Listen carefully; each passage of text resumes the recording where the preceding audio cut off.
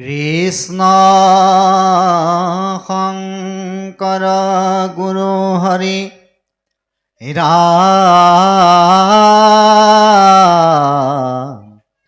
হৰি ৰাম ৰাম ৰাম। ও নমো ভগৱতে বাসুদেৱায়। জন্মাদেশয়তো অম্বয়দিতৰত স্বাৰ্থেষু সভিজ্ঞ চৰাত তেনে ব্ৰহ্ম হৃদা যোৱাদি কবয়ে মুহ্যন্তি যৎসূৰয়। তেজোবাৰী মৃদাংযথা বিনিময়ত্ৰ তিসগুমিষা ধানমাস্নেন সদা নিৰস্ত কুহকং সত্যং পৰং ধীৰ্মহি। ধৰ্ম পৰ্যজিত কৰ্তব্যত্ৰ পৰমো নিৰ্মৎসৰাণং সতাং বেদং বাস্তৱমত্ৰ বস্তু শিৱদং ত্ৰপত্ৰয়োন্মূলনম।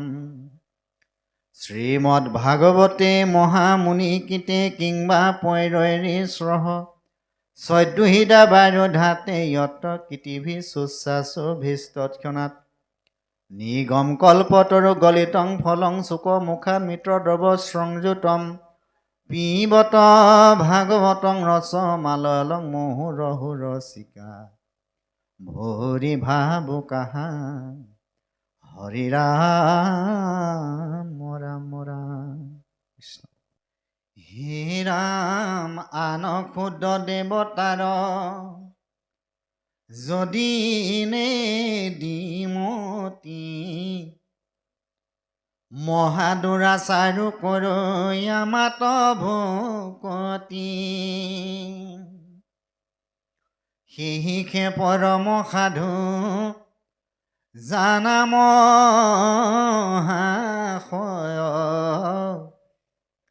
যিহেতু মাত্ৰ কৰিল নিশ্চয়। এতেকেনো চুই পাপে পুণ্য কলে বৰ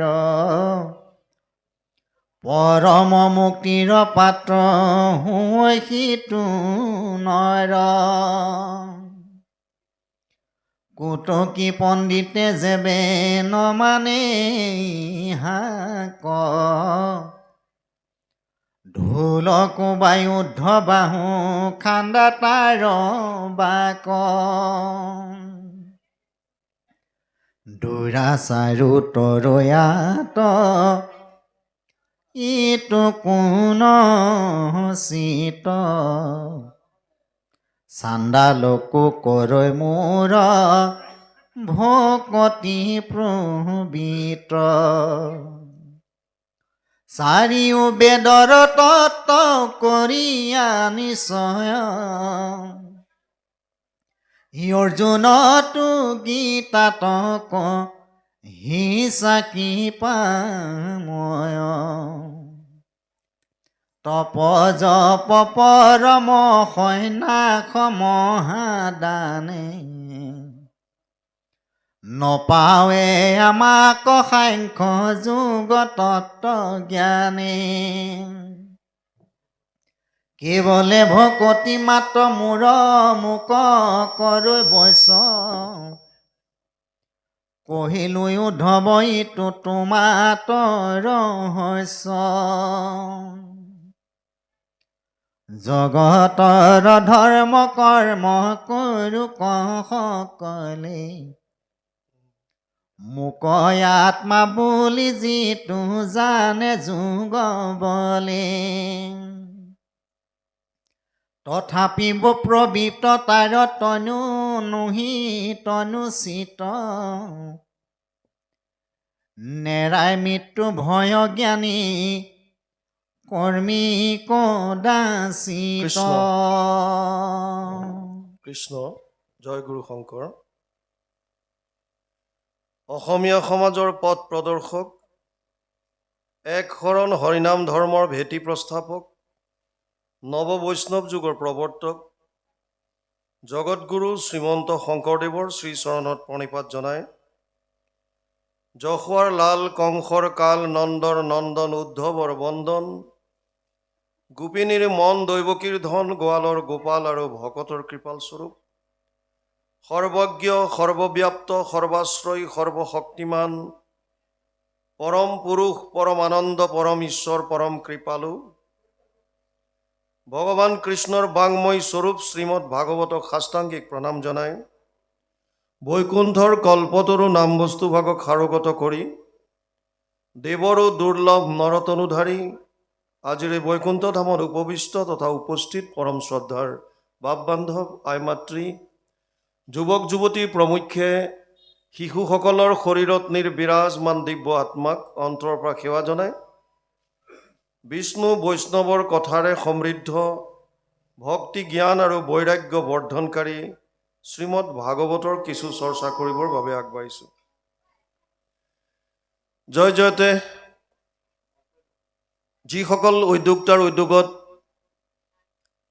তথা ভক্তপ্ৰাণ ৰাইজৰ দান বৰঙণিৰ দ্বাৰা আজিৰ এই অনুষ্ঠান ভাগ অনুষ্ঠিত হৈছে সেই সকলোটিৰে শ্ৰীচৰণত আমি আমাৰ শ্ৰদ্ধা ভৰা সেৱা নিবেদিছোঁ।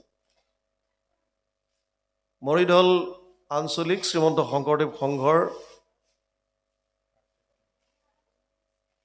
তেওঁলোকৰ উদ্যোগত ৰাজবাৰী প্ৰাথমিকৰ আতিথ্যত আজিৰ এই অনুষ্ঠান ভাগ অনুষ্ঠিত হৈছে বুলি আমাক জানিব দিছে।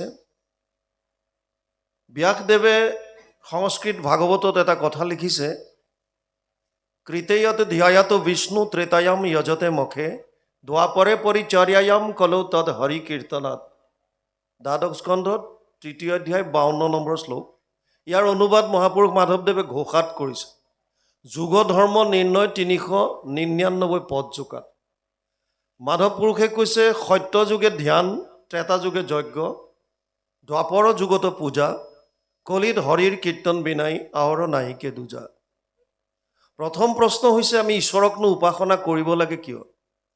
নকৰাকৈতো আছে বহুত মানুহ, নকৰাকৈ থাকিলে কি ক্ষতি হ'ব? আৰু যদি কৰিব লাগে তেতিয়া কেনেকৈ কৰিম? উদ্ধৱৰো মূল প্ৰশ্ন সেইটোৱে আহিব। যদি তোমাক উপাসনা কৰিবই লাগে কেনেকৈ তোমাক উপাসনা কৰিব, কেনেকৈ তোমাক পাব? প্ৰথম কথা হৈছে কিয় কৰিব লাগে?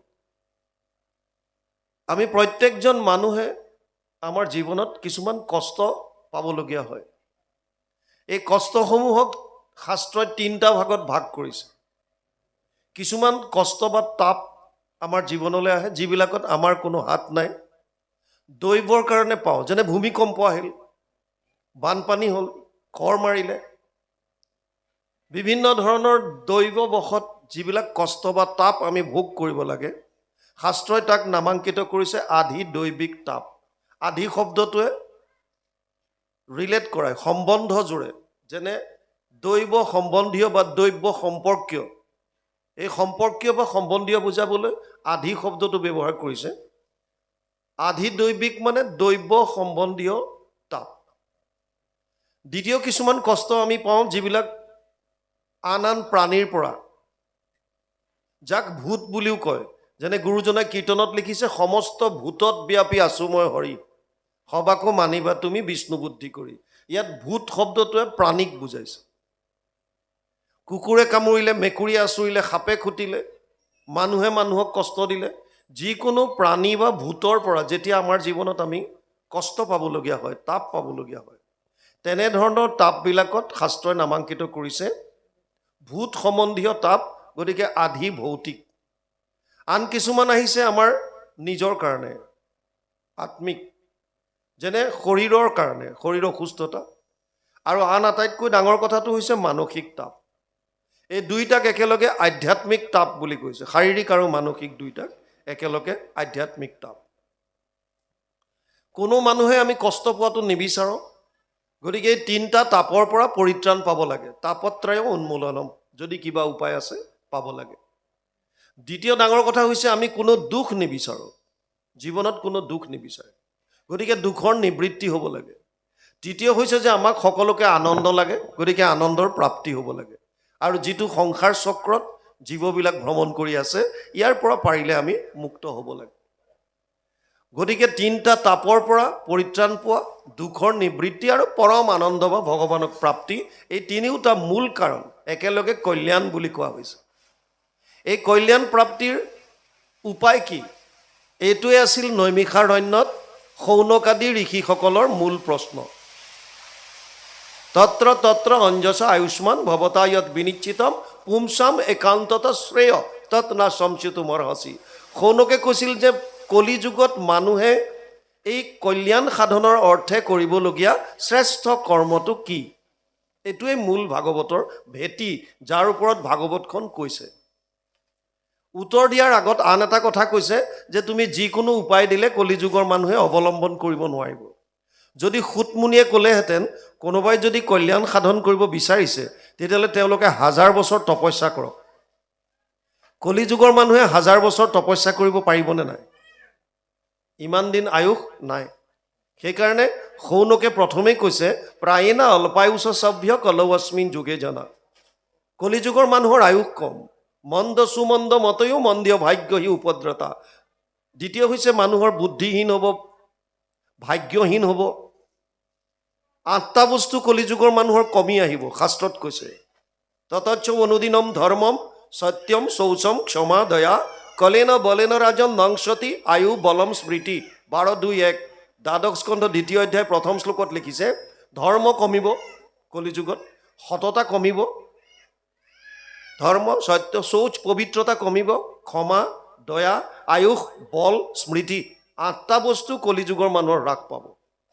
দ্বাদশ স্কন্ধ 2য় অধ্যায় 1ম শ্লোক সংস্কৃত ভাগৱতত সুন্দৰভাৱে লিখা আছে।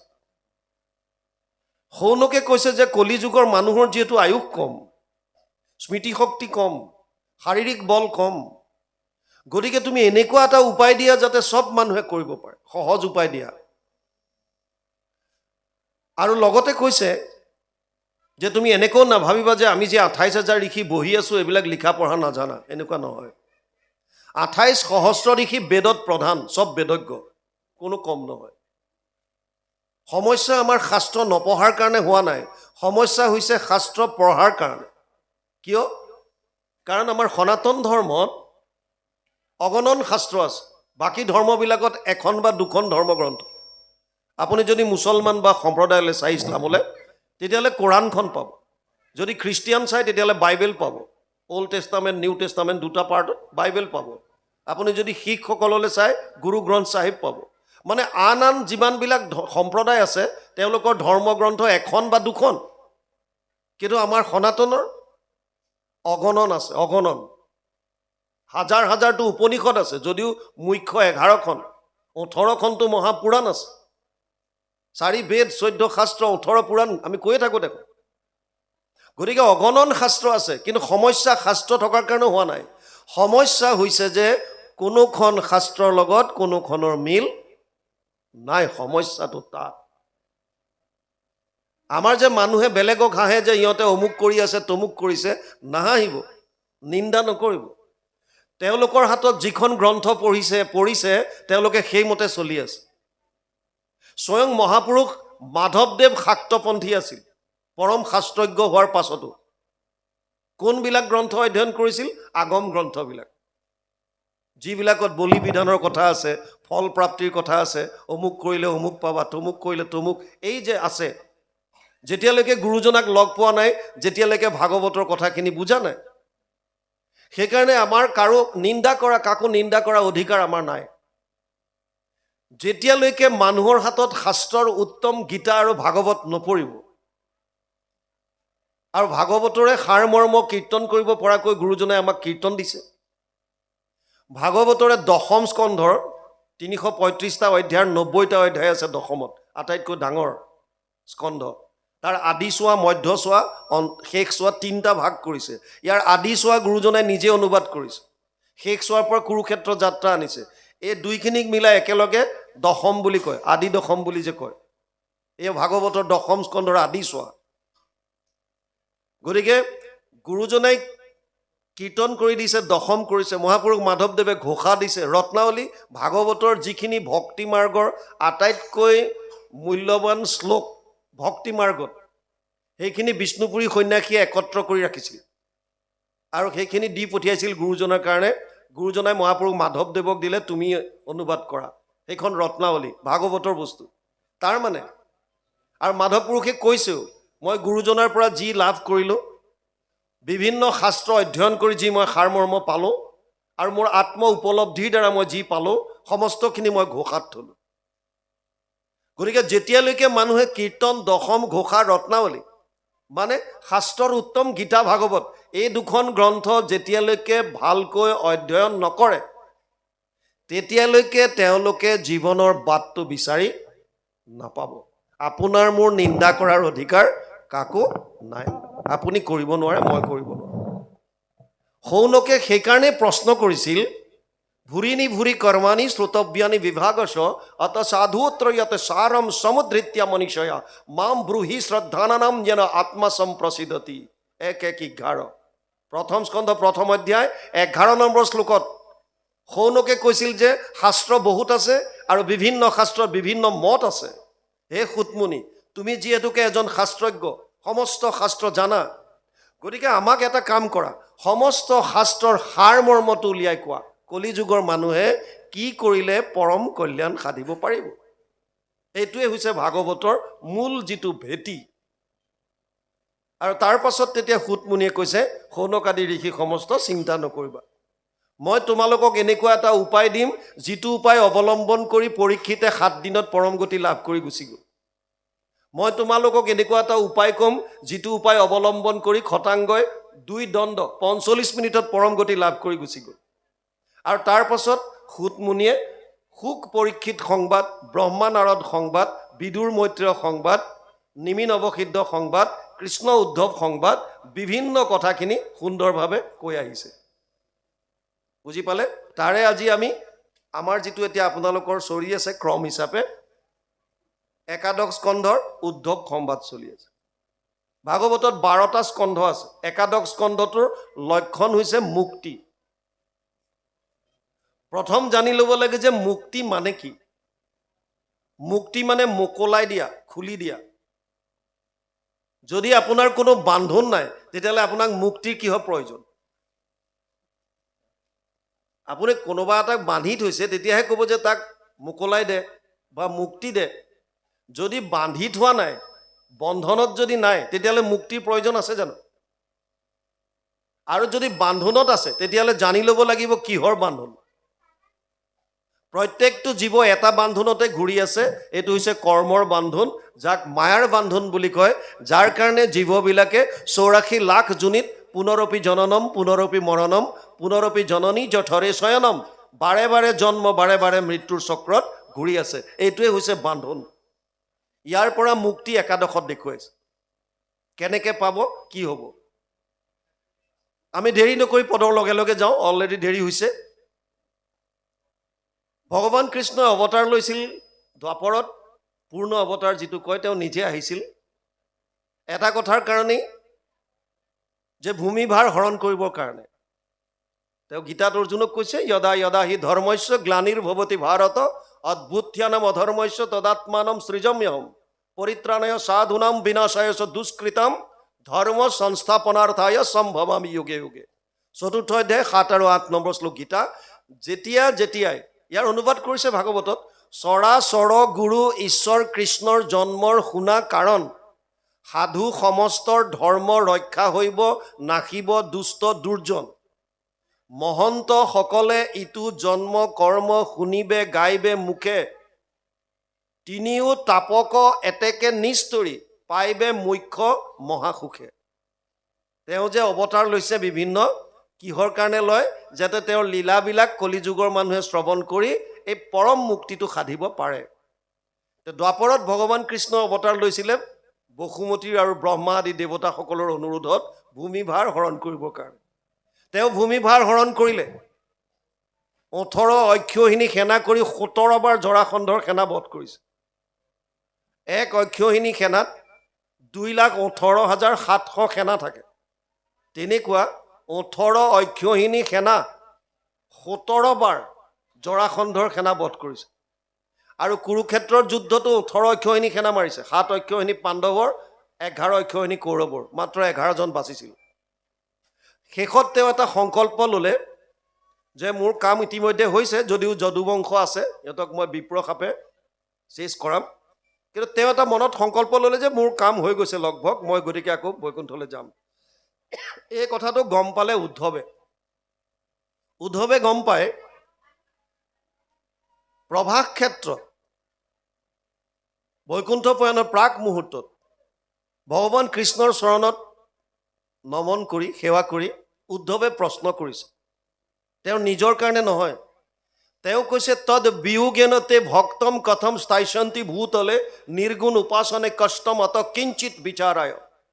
পদ্মপুৰাণ উত্তৰখণ্ড ভাগৱত মহাত্ম্য ৩য় অধ্যায় ৫৯ নম্বৰ শ্লোক। উদ্ধৱে কৈছে, হে প্ৰভু, তুমি যে ভাবিছা যে বা কৈছা যে মই বৈকুণ্ঠলৈ যাম,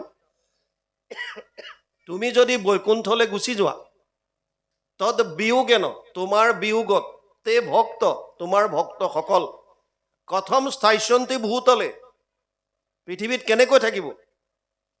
কাৰণ নিৰ্গুণ নিৰাকাৰ ব্ৰহ্মক উপাসনা কৰাটো সাধাৰণ মানুহৰ কাৰণে সহজ সাধ্য নহয়। তেতিয়া উদ্ধৱৰ কথাখিনি শুনি ইতি উদ্ধৱ বাচ শ্ৰুতোৱা প্ৰভাসে চিন্তায় ধৰি, প্ৰভাস ক্ষেত্ৰত ভগৱান কৃষ্ণই চিন্তা কৰিলে যে ভক্ত অৱলম্বনাৰ্থায় কিম বিধেয়ম ময়েতি চ, ভক্তসকলে অৱলম্বন কৰাকৈ মই কি উপায় দি যাম?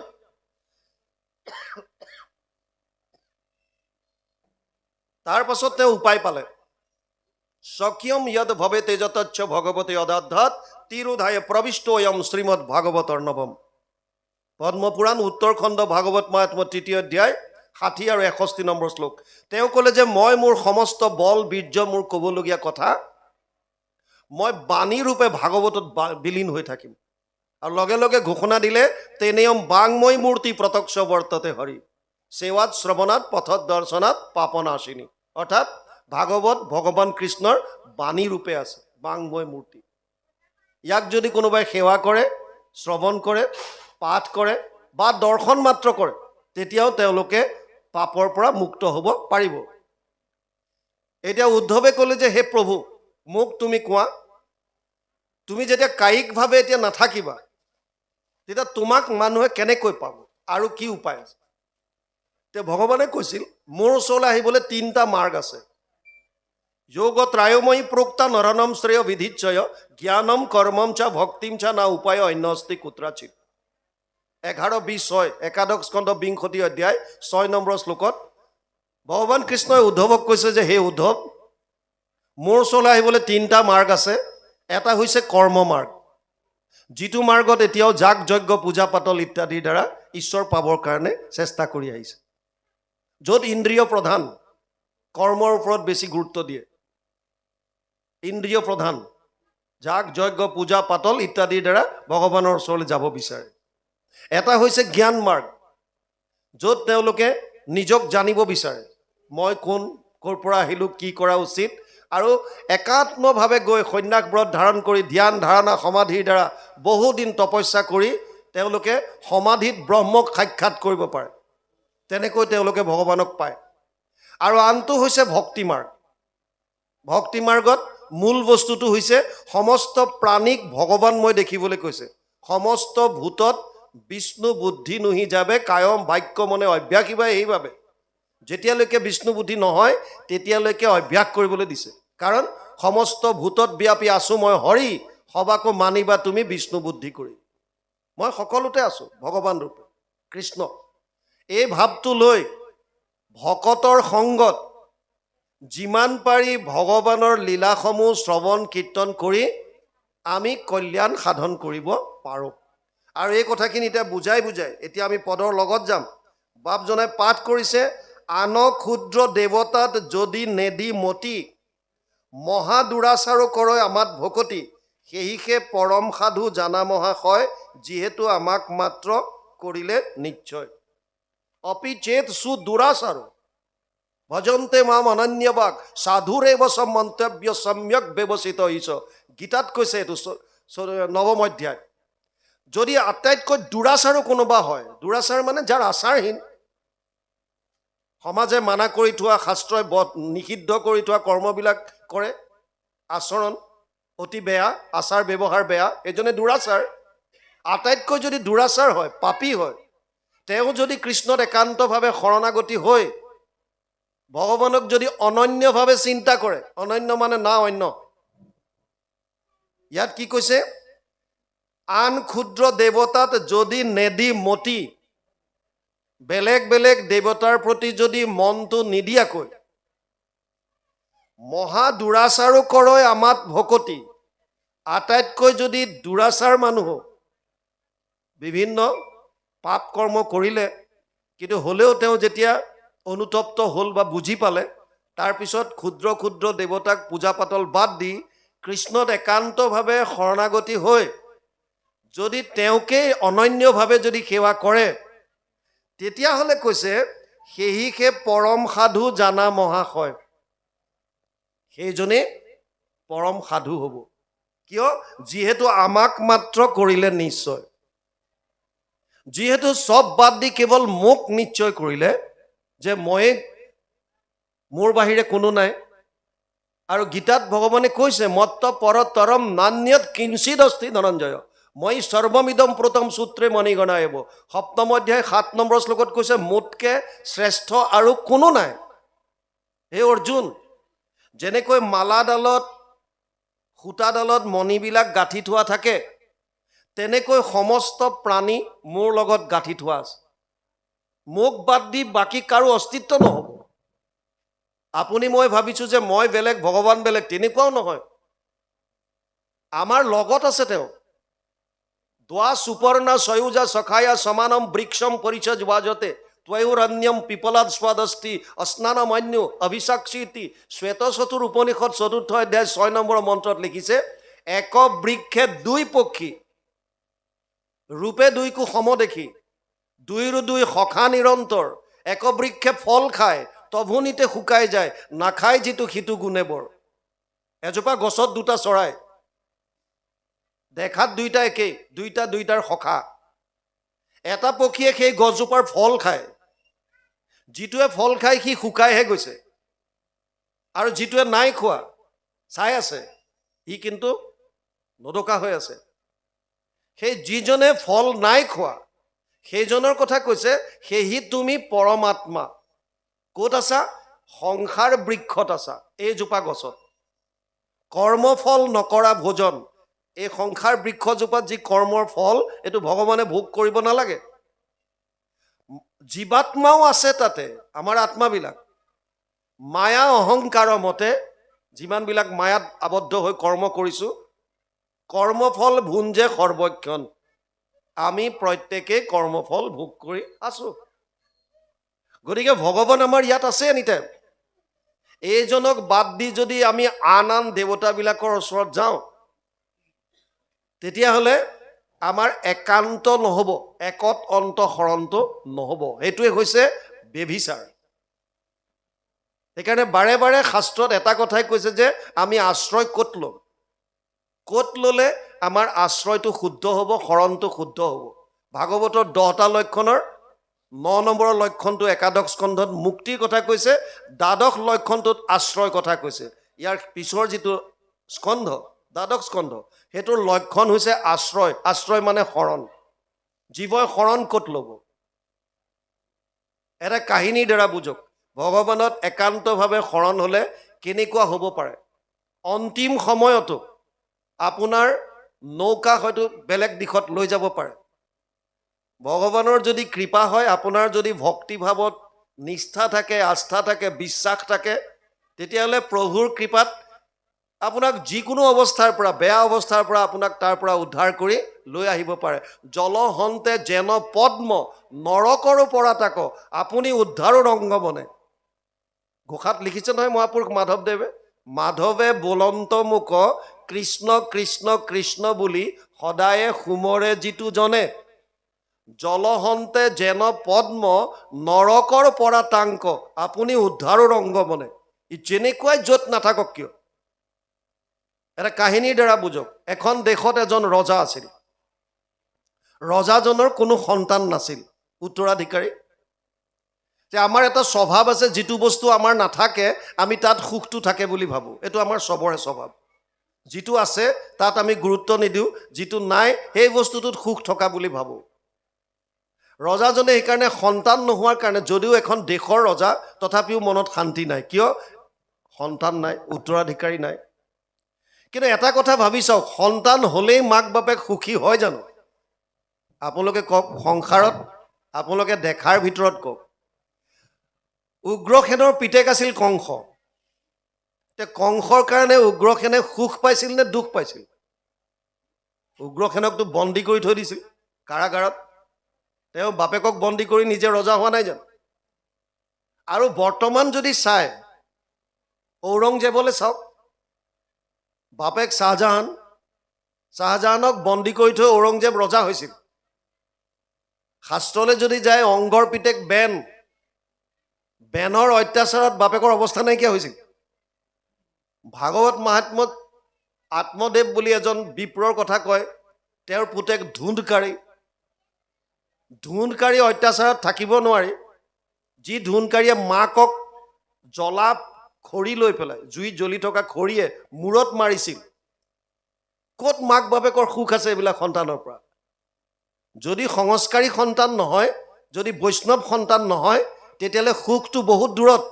এই সন্তানৰ পৰা মাক বাপেকে দুখ কষ্ট পাবলগীয়া হয়। আপোনালোকে জানি আচৰিত হ'ব, বৰ্তমান অসমত বহুত সৰু সৰু চহৰত 2-3খনকৈ নিচামুক্তি কেন্দ্ৰ খুলিবলগীয়া হৈছে। Rehab centre. নিচা খাই ক'ব নোৱাৰে, ড্ৰাগছ খাই ক'ব নোৱাৰে। মাক বাপেকৰ অশান্তি, পইচা দি ল'ৰাবিলাকক তাত ৰাখিছে। ল'ৰা বাদ দিয়ক, গুৱাহাটীত ছোৱালীৰ কাৰণেও আছে। মাজতে এজনী অ'নাৰক তেনেকৈ এৰেষ্ট কৰিছে পুলিচে। তাৰমানে নিচা বা ড্ৰাগছত আসক্ত। যি মাক বাপেকৰ সন্তান ড্ৰাগছত আসক্ত হৈ সমাজত অপকৰ্ম কৰে, সেই সন্তানৰ পৰা মাক বাপেকে আনন্দ পাবনে কষ্ট পাব? বুজি পাইছে নাই? কিন্তু ৰজাজনে ভাবিলে যে মোৰ উত্তৰাধিকাৰী নাই, গতিকে এজন পালেহে মানে মোৰ মনটো শান্তি। গতিকে তেওঁ বিচাৰি উপদেশ বিচাৰি ফুৰিছে কেনেকৈ সন্তান হ'ব। আমাৰো বহুতে তেনেকৈ চোৱা চিতা কৰি ফুৰে নহয়। অকণমান কিবা সংঘাত আহিলে কোনোবাই দোল বান্ধে, কোনোবাই তাবিজ বান্ধে, কোনোবাই কিবা। একত শৰণ লৈছোঁ বুলি কোৱাৰ পাছত আৰু বাকী একো নাই। যি কৰিব তেওঁ কৰিব, তৈয়াৰ থাকক। যি হ'ব তেওঁ কৰিব। বেয়া আহিলেও তেওঁ দিব, ভাল আহিলেও তেওঁ দিব, আমি খালি গ্ৰহণ কৰিম, বছ। ৰজাজনে এজন তান্ত্ৰিকক লগ পালে। তান্ত্ৰিকজনক গৈ সুধিলে যে মোৰ কোনো সন্তান নাই, উত্তৰাধিকাৰী নাই, গতিকে মোক এটা উপায় কিবা এটা দিয়া। তান্ত্ৰিকে ক'লে, মহাৰাজ, আন উপায়টো মই একো দেখা নাই, আপুনি সৰু ল'ৰা এটা বলি দিব লাগিব। এতিয়াও বহুতে তেনেকৈ কয়, বলি দিব লাগিব। মহাপুৰুষ মাধৱদেৱে দেখোন মাকৰ অসুখ হৈ থাকোঁতে দেৱী মাৰ ওচৰত প্ৰাৰ্থনা কৰিছিল, মোৰ মাক ভাল কৰি দিয়া, এহাল পাঠা ছাগলী দিম। যেতিয়ালৈকে গুৰুজনাক লগ পোৱা নাই। তাৰ ওপৰত তৰ্ক হোৱাৰ পাছত, গুৰুজনাক লগ পোৱাৰ পাছত তেওঁ এনেকুৱাকৈ এক শৰণত সোমাল যে যিটোৰ কাৰণে আমি আজি গুৰুজনাক ভালদৰে জানিব পাৰিছোঁ, তাৰ মূলতঃ মহাপুৰুষ মাধৱদেৱ। কিন্তু তেওঁ আছিলে ঘোৰ শাক্ত। কেতিয়ালৈকে? যেতিয়ালৈকে এক শৰণ তত্ত্বটো বুজি পোৱা নাই। তান্ত্ৰিকজনে ক'লে এটা ল'ৰা বলি দিব লাগিব। মহাৰাজজন ধাৰ্মিক আছিল। তেওঁ ক'লে অসম্ভৱ, এইটো মই নোৱাৰিম। তান্ত্ৰিকে ক'লে, আপুনি যদি বলি নিদিয়ে সৰু ল'ৰা এটা, কোনো দিন আপোনাৰ সন্তান নহয়। এতিয়া মানুহ লোভত পৰিলে পাপ কৰ্ম কৰে। সেইকাৰণে কাম, ক্ৰোধ আৰু লোভ, এই তিনিটাক নৰকৰ 3খন দুৱাৰ বুলি কৈছে। ত্ৰিবিধম নৰকস্যেদম দ্বাৰম নাশনম আত্মনঃ। ষষ্ঠাদশ অধ্যায় 31 নম্বৰ শ্লোক গীতা। 3খন নৰকৰ দুৱাৰ। যতেক অনৰ্থ আছে সংসাৰত, তাত 3বিধ সাৰ, কাম, ক্ৰোধ, লোভ, আপোন নাশন, জানি কৰা পৰিহাৰ। ত্যাগ কৰিবলৈ কৈছে। ৰজাজন লোভত পৰিল, ভাবিলে মই কিবা এটা উপায়টো কৰিব লাগিব, ল'ৰা এটাটো লাগে। কিন্তু ডাইৰেক্ট কাৰোবাৰ পৰা কাঢ়ি আনি পেলাই সন্তান এটা কাটি দিয়াৰ পক্ষত তেওঁ নাছিল। সেইকাৰণে তেওঁ ৰাইজত ঘোষণা কৰি দিলে, কোনোবাই যদি নিজ ইচ্ছামতে কাৰোবাৰ সন্তান এটা বলি দিবলৈ দিয়ে, তেতিয়াহ'লে সেই পৰিয়ালটোক অজস্ৰ ধন টকা পইচা দিব। সেইখন দেশত এটা ভিখাৰী পৰিয়াল আছিল, যাৰ 9টা সন্তান। মাক বাপেকে আটাইকেইটা ল'ৰাকেইটাক বহুৱাই ল'লে, আৰু বহুৱাই লৈ ক'লে, উপায় এটা সুবৰ্ণ সুযোগ আহিছে, তহঁতক ভিক্ষা খুজি পালি আছোঁ। মহাৰাজে এটা ঘোষণা দিছে যদি কোনোবাই নিজ ইচ্ছামতে বলি দিবৰ কাৰণে সন্তান এটা আগবঢ়াই দিয়ে তে তেওঁলোকক ইমান ধন সোণ দিব যে 14 পুৰুষলৈ আৰামত খাব পাৰিব তহঁতৰ ভিতৰত এতিয়া কোনটো যাওক সেইটো ক মাক বাপেকে সুধিলে ল'ৰাকেইটাই ক'লে যে প্ৰথম ডাঙৰ ল'ৰাটোক ক'লে যে তই অকমান বুজা পৰা হৈছ তই যা সি ক'লে অসম্ভৱ মই যাব নোৱাৰো যেতিয়ালৈকে মই নিজৰ ভৰিত থিয় নিদিওঁ তেতিয়ালৈকে আমাক পালন পোষণ কৰাৰ দায়িত্ব পিতৃ মাতৃ সন্তান যেতিয়ালৈকে নিজৰ ভৰিত থিয় হ'ব নোৱাৰে তেতিয়ালৈকে তেওঁলোকক খুওৱা বুওৱা লালন পালনৰ দায়িত্ব সম্পূৰ্ণৰূপে পিতৃ মাতৃ ডাঙৰটোৱে ক'লে যে তহঁতে মোক চুৰ কৰি আনি খোৱা ডকাইত কৰি আনি খোৱা কি কৰি খোৱা তহঁতৰ কথা জন্ম দিছ যেতিয়া পালন কৰিব লাগিব মই যেতিয়ালৈকে নিজৰ ভৰিত থিয় হ'ব নোৱাৰো এনেকৈ এটা এটাকে সুধি আহিলে চবে মানা কৰিলে একেবাৰে সৰু ল'ৰাটো 7 বছৰমান বয়স আছিল তাৰ আকৌ এটা স্বভাৱ আছিল ই সৰুৰে পৰা 2-3 বছৰ বয়সৰ পৰা ভকত দেখা পালেই পটকে ভিতৰলৈ গৈ গামোচা এখন পিন্ধে পনটো মাৰি ধুতিৰ নিচিনা আৰু ডিঙিত এখন গামোচা লৈ টুক টুককে ভকতৰ ওচৰত আহে ভকতক কলপাতখন আনি দিয়ে পানী আনি দিয়া কঠ আনি দিয়া ইটো সিটো কাম কৰে আৰু তেওঁলোকৰ পৰা ভাগৱতৰ কাহিনীবিলাক শুনে খুব ভাল পায় আৰু ভকতো তাক মৰম কৰে ইয়াৰ ইমান উৎসাহ কৰোতে সেইকাৰণে ভাগৱতৰ সুন্দৰ সুন্দৰ কৃষ্ণৰ কাহিনী বাকি ভাগৱতৰ কাহিনী তাক শুনায় এই সুবিধাটো মাক বাপেকে ল'লে মাক বাপেকে তাক ক'লে যে উপায় তইতো ভকতৰ মুখে ভাগৱতৰ কথা শুনিছ বোলে শুনিছো দধিচি মুনিৰ কথা শুনিছনে নাই দধিচি মুনিয়ে কি কৰে কি কৰিলে ল'ৰাটোৱে কৈছে মই শুনিছো কি কৰিছিল দধিচিয়ে দেৱতাসকলক ৰক্ষা কৰিবৰ কাৰণে নিজৰ শৰীৰ ত্যাগ কৰি অস্থি দান কৰিছিল সেই অস্থিৰ দ্বাৰা এপাত অস্ত্ৰ নিৰ্মাণ কৰিছিল যাক ইন্দ্ৰৰ বজ্ৰ বুলি কয় যাৰ সহায়ত বৃত্তাসুৰক বধ কৰিছিল মাক বাপেকে কৈছে পিতেকক উপায় দধিচি মুনিয়ে স্বৰ্গৰ দেৱতাক ৰক্ষা কৰিবৰ কাৰণেও নিজৰ শৰীৰ ত্যাগ কৰিব পাৰিছিল আৰু আজিতো তোৰ পৰিয়ালৰ কথা গতিকে তই পৰিয়ালটোক ৰক্ষা কৰিবৰ কাৰণে তোৰ শৰীৰটো ত্যাগ কৰিব নোৱাৰিবিনে মাকৰ লজিক কণমানিটোৱে কৈছে পাৰিম মোৰ এটা চৰ্ত আছে কি চৰ্ত মই ভাগৱতত পাইছো যে ৰামচন্দ্ৰই পিতৃবাক্য পালন কৰিবৰ কাৰণে পালন কৰি 14 বছৰ বনবাস খাটিছিল পৰশুৰামে পিতৃবাক্য পালন কৰি মাতৃ ৰেণুকাৰ ডিঙি কাটি দিছিল গতিকে ভাগৱতৰ পৰা মই এটা বস্তু বুজি পাইছো মাক বাপেকে যদি আদেশ কৰে সন্তানে তাক পালন কৰিব লাগে যিয়ে নহওক কিয় গতিকে মোৰ এটা চৰ্ত আছে যে তোমালোক দুটাই মোক এতিয়া আদেশ দিয়া যে তই বলি হৈ যা তেতিয়া মই যাম মোৰ উপায় নাই পিতৃবাক্য পালন কৰিব লাগিব মাতৃবাক্য পালন কৰিব লাগিব আৰু মাক বাপেকে তত্ত্বটো বুজি নাপাই ক'লে যে যা তোক মই আমি আদেশ দিছো তই বলি হৈ যা তাৰ খুব দুখ লাগিল সেইদিনা টকাৰ কাৰণে মাক বাপেকে নিজৰ পুত্ৰটোক বলি দিবলৈ কৈছে সি অতি কষ্ট পালে কিন্তু হ'লেও সি ক'লে যে ঠিক আছে ৰজাৰ ঘৰত খবৰ দিয়া ৰজাৰ ঘৰত খবৰ দিলে আৰু সৈন্য আহিল পিছদিনা ল'ৰাটোক লৈ গৈছে যিটো সময়ত ল'ৰাটোক সৈন্যবিলাকে লগত নিছে গোটেই গাঁৱৰ মানুহবিলাক একত্ৰিত হ'ল সিহঁতৰ মিতিৰ কুটুম চব আহিল খুৰা পেহা গোটেইবিলাক আহিছে সি ভাবিছে মনে মনে চাগে মোক ৰক্ষা কৰিবৰ কাৰণে আহিছে হয়তো ক'ব যে বোপাইটোক নিব নালাগে আমিয়ে তহঁতৰ ঘৰখন চলাম আমি গাঁও পাতি থাকোঁ কিয় কিন্তু সেইবিলাক কোনো নকৰিলে আজিকালিও আমি প্ৰায় দেখোঁ বাটত ক'ৰবাত এক্সিডেণ্ট হ'লে কিবা এটা হ'লে কোনোবা মানুহ বিপদত পৰিলে এক্সিডেণ্টত জখম হৈ থকা মানুহজনক হস্পিটেলত নিব লাগে সেইটো গুৰুত্ব নাই চেলফি লৈ পেলাই মোবাইল ৰেকৰ্ডিং কৰি পেলাই আপলোড দিয়াত লাগি আছে বহুত জেগাত দেখিছোঁ বুজি পাইছে নাই যিটো সময়ত যিটো কাম সেইটো নকৰি পেলাই কেৱল মানে নিজৰ প্ৰচাৰ ল'ৰাটোক যেতিয়া লৈ গ'ল কোনো মানুহে একো নামাতিলে সি কান্দি কান্দি গৈ আছে সি চালে চবৰ চকুলে মুখলে কোনো নামাতিলে আৰু মহাৰাজাৰ ওচৰ পোৱাৰ লগে লগে ৰজাই তান্ত্ৰিকজনলৈ খবৰ দিলে তান্ত্ৰিকে গৈ এবাৰ লগত এজন কাটোৱাল লৈ আহিছে বলি পালো যেতিয়া আৰু হৈ গ'ল কাটিব লাগে মহাৰাজক ক'লে যে এখন নদীৰ পাৰলৈ যাওঁ বোলো নদীৰ পাৰত প্ৰকাণ্ড এটা মূৰ্তি বনালে ল'ৰাটোক মাহ হালধিৰে নোৱাই ধুৱাই দিলে মালা আধাৰ পিন্ধাই দিলে অকণমানি বৰ মৰম লগা ল'ৰা বলি সজাই দিলে সন্মুখত এখন বলিশাল মন্ত্ৰ উচ্চাৰিত হ'ল, কাটোৱালে তৰোৱাল লৈ ৰেডি, আৰু ল'ৰাটোৱে ডিঙি পাতি দিছে। মহাৰাজৰ অন্তৰ কঁপি গৈছে। মই প্ৰথমেই কৈছিলোঁ অকণমান ধাৰ্মিক। ৰজাই ল'ৰাটোক ক'লে, উপায় তোৰ অন্তিম ইচ্ছা কিবা আছে যদি ক। সি মহাৰাজলৈ চাই কৈছে, মহাৰাজ মোৰ বয়স মাত্ৰ 7 বছৰ, গোটেই জীৱনটো সন্মুখত আছে, আৰু আপুনি মোৰ ইচ্ছাৰ কথা সুধিছে। গোটেই জীৱনটোতো মোৰ সন্মুখত, কিন্তু মোৰ ইচ্ছা জানি আপুনি কি কৰিব? আপোনাক লাগে উত্তৰাধিকাৰী, আৰু মোৰ মা দেউতাক লাগে ধন। গতিকে দুইটা পক্ষৰ মাজত মোৰ ইচ্ছা ক'ৰ পৰা আহিব? কাটক। ৰজাৰ দুখ লাগিল আৰু ক'লে, উপায় তই যদি তেনে কিবা সৰু সুৰা তোক কিবা লাগে ক, খাব বিচাৰিছ, কিবা কৰিব বিচাৰিছ, সৰু সুৰা ইচ্ছা। ল'ৰাটোৱে ক'লে, অকণমান সময় দিয়ক আপুনি, বাকী একো দিব নালাগে। হ'ব। আৰু সি বালিতে 4টা ঘৰ বনালে, বালি ঘৰ। সৰু ল'ৰা, যিমান দূৰ বুজিছে, 4টা ঘৰ বনালে। প্ৰথমটো বালি ঘৰৰ ওচৰত গৈ সি সেৱা কৰি কিবা ক'ব বিচাৰিছে, কিন্তু পৰা নাই, খুব কান্দিছে, আৰু বালি ঘৰটো ভাঙি পেলালে।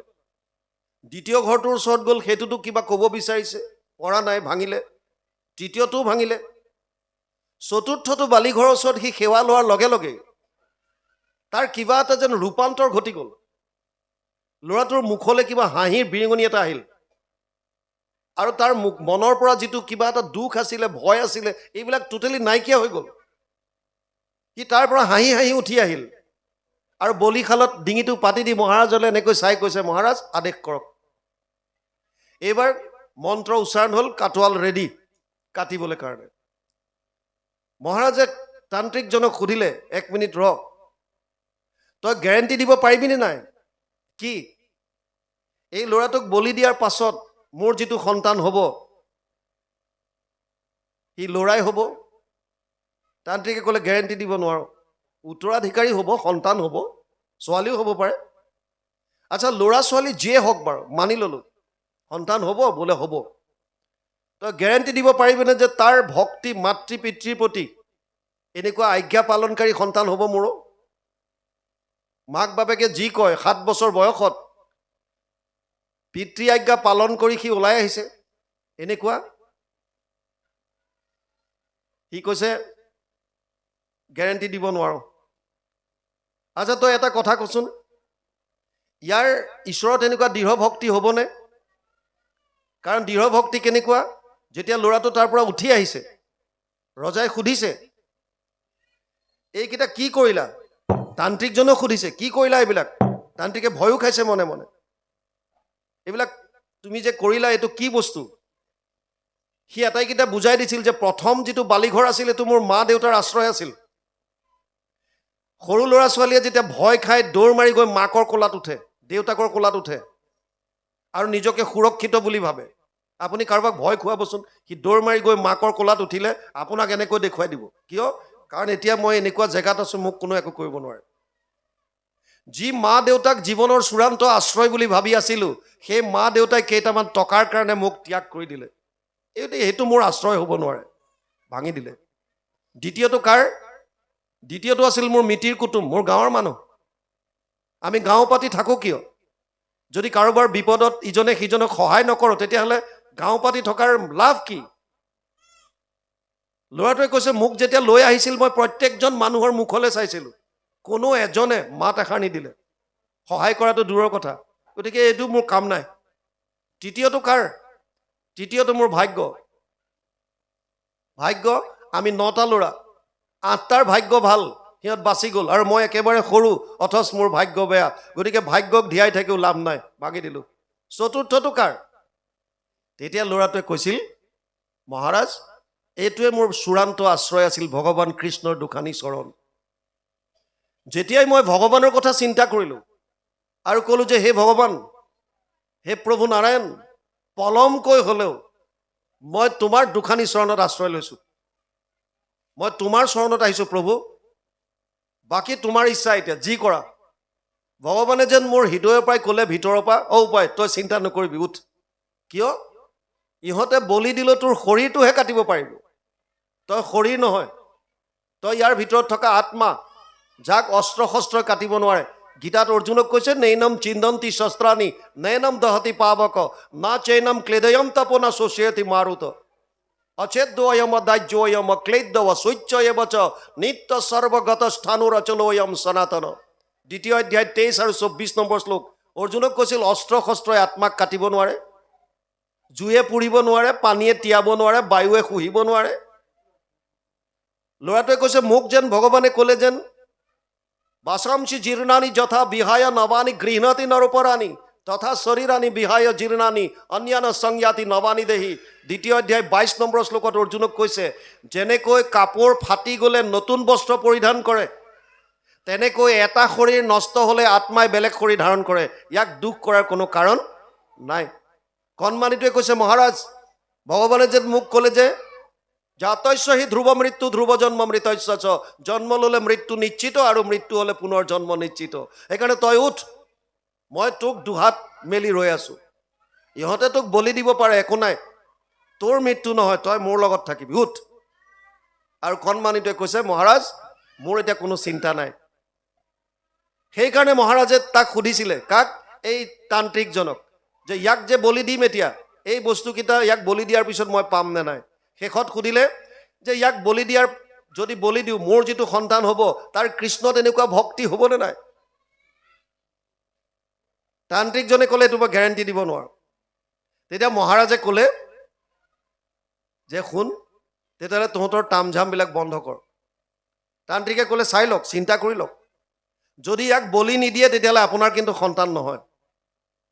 আৰু মহাৰাজে ক'লে তেতিয়াহ'লে মোক মোৰ সন্তান নালাগে। কিয়? যিহেতু এই সন্তানটোক মাক বাপেকে ইতিমধ্যে ত্যাগ কৰিলে আৰু ইয়াৰ বিনিময়ত মই সেই মাক বাপেকক যিমান ধন টকা পইচা লাগে দি পঠিয়ালোঁ, গতিকে মোক আৰু বেলেগ সন্তানৰ প্ৰয়োজন নাই। মই এই সন্তানটোকে মোৰ উত্তৰাধিকাৰী তুলনীয়া পুত্ৰ হিচাপে তুলি ল'লোঁ, ইয়েই মোৰ ৰাজ্যৰ ৰজা হ'ব।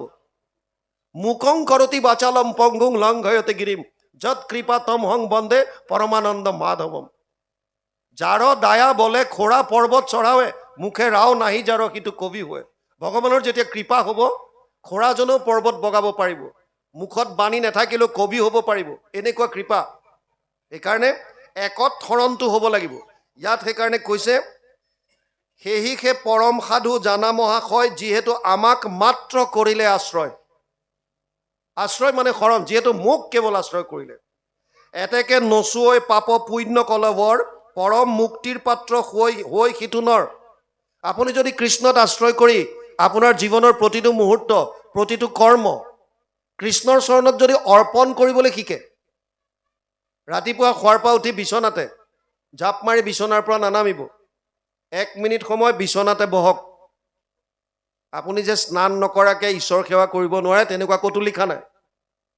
আপোনাৰ ঈশ্বৰ যিজন ইয়াত আছে সেইজনক এনিটাইম পায়। আপুনি লেট্ৰিনত গ'লেও তেওঁ লগতে থাকে। গতিকে সেইজন ঈশ্বৰক বিচনাৰ পৰা উঠি বিচনাতেই 1 মিনিট সময় বহক আৰু হাত জোৰ কৰি ইয়াত প্ৰাৰ্থনা কৰক, হে প্ৰভু আজিৰ দিনটো তোমাৰ চৰণতে অৰ্পণ কৰিলোঁ। তাৰ পাছত আপুনি নামক। আপুনি ক'ৰবাত যাবলৈ ওলাইছে, মনে মনে ভাবক, হে প্ৰভু এই যাত্ৰা তোমাৰ চৰণত অৰ্পণ কৰিলোঁ। ৰাতি শুবলৈ গৈছে, হে প্ৰভু ৰাতিটো তোমাৰ চৰণত অৰ্পণ কৰিলোঁ। প্ৰতিটো কৰ্ম ভগৱানৰ চৰণত অৰ্পণ কৰক। তাৰ পাপ পুণ্যৰ ফলে আপোনাক চুব নোৱাৰে। চুব নোৱাৰে মানে আপুনি বন্ধনত নোসোমায়।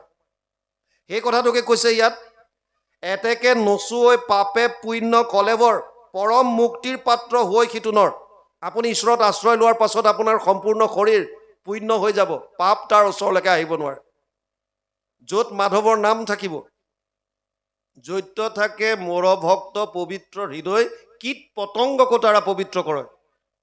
গতিকে পবিত্ৰ স্থান যিটো হৈ থাকিব, ভগৱানৰ নাম য'ত উচ্চাৰণ হৈ থাকিব, স্মৰণত য'ত ভগৱান থাকিব, তাত কেতিয়াও পাপ ওচৰত যাব নোৱাৰে। যেনেকৈ আপুনি এটা অন্ধকাৰ কোঠাত লাইটৰ ছুইচটো দিয়াৰ লগে লগে তাত আন্ধাৰ থাকিব জানো? য'ত পোহৰ থাকিব তাত আন্ধাৰ থাকিব নোৱাৰে। তেনেকৈ য'ত পুণ্য শৰীৰ তাত পাপে চুবগৈ নোৱাৰে। আৰু পুণ্য কলেবৰ কেতিয়া? য'ত মাধৱত একান্তভাৱে আশ্ৰিত হৈ তেওঁৰ নাম গুণ ল'ব, আৰু সেইজনেই মুক্তিৰ পাত্ৰ হ'ব। কুতৰ্কী পণ্ডিতে যেবে নামানে ইহাক ঢোল কোবাই ঊৰ্ধবাহু খণ্ডাত আৰু বাঘ। কোনোবাই নামানিব পাৰে। এতিয়াও ছ'চিয়েল মিডিয়াত বহুতে কয় শংকৰদেৱে ক'লে বুলি আমি এক শৰণ হ'মনে? এইটো বহুতৰ প্ৰশ্ন। ছ'চিয়েল মিডিয়াত প্ৰায়ে কয়, গুৰুজনাই, গুৰু বুলিও নকয় তেওঁলোকে, শংকৰদেৱে ক'লে বুলিয়ে আমি কৃষ্ণত শৰণ কিয় ল'ম? আচ্ছা, গুৰুজনাই কোৱাটো বাদ দিয়া, এক শৰণৰ কথা কেৱল গুৰুজনাই কোৱা নাই। ৫,৫০০ বছৰ আগত ভগৱান কৃষ্ণই নিজ মুখে কুৰুক্ষেত্ৰৰ যুদ্ধৰ প্ৰাক মুহূৰ্তত অৰ্জুনক কৈ গৈছিল, সৰ্বধৰ্মান পৰিত্যাজ্য মাম একম শৰণম ব্ৰজ অহম ত্বা সৰ্ব পাপেভ্যো মোক্ষয়িষ্যামি মা শুচ। অষ্টাদশ অধ্যায় ৬৬ নম্বৰ শ্লোক গীতা। সৰ্বধৰ্ম এৰি এক শৰণ সাক্ষাৎ, সুদৃঢ় বিশ্বাসে সখী লৈ কোৱা মাত, নকৰিবা ভয় হেৰা কৰো অংগীকাৰ, সমস্ত পাপত মই কৰিব নিস্তাৰ। এয়া ভগৱান কৃষ্ণই কৈ যোৱা কথা। গুৰুজনাই দুবাৰ শংকৰ ৰূপে আহি তেওঁ ভগৱান আগতে যিটো কুৰুক্ষেত্ৰৰ যুদ্ধত অৰ্জুনক কৈ যোৱা কথাখিনি আমাক আকৌ পুনৰ বুজাই দিছে, আৰু শৰণ বস্তুটো সেইটোৰ পৰাই আনিছে। এক শৰণ গীতাৰ পৰা আনিছে। গতিকে ইয়াত এতিয়া কৈছে, যদি কোনোবাই নামানে তেতিয়াহ'লে তেওঁলোকৰ ওচৰত ঊৰ্ধ্ববাহু কৰি ক'ব পাৰে আপুনি, তেওঁলোকে নামানে তেওঁলোকৰ কথা, আমি আমাৰটোত কেতিয়াও কমিবলৈ দিব নালাগে। আমাৰ যিটো অটল বিশ্বাস তাত সদায় থাকিব লাগে। বুজি পাইছেনে?